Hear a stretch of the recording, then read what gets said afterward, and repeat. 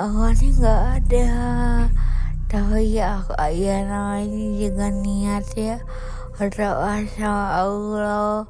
Ya Allah, gimana pun juga aku ingin pulang dalam keadaan aku juga gitu, sekalipun dalam amit-amit ya, dalam keadaan mati pun gitu, setidaknya orang tua harus lihat mayat aku kayak gimana gitu kan. Karena ya gimana lagi, namanya dia kan pacar aku gitu.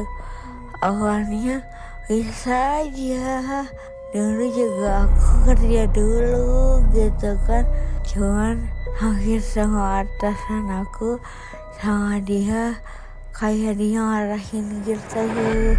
Jadi ya aku teh daripada gimana ya, ya udah mendingan keluar aja kata-kata gitu, kayak motor, handphone iPhone, yes, aku gaji, terus ya aku juga nanya ke kakak sebagian, sama diambil sama dia, bilangnya katanya buat sehari-hari.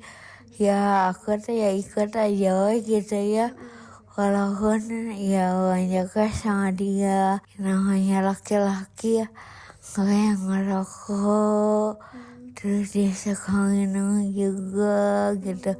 Paling aku dikasih makan sama jajan itu juga ya 2 kali.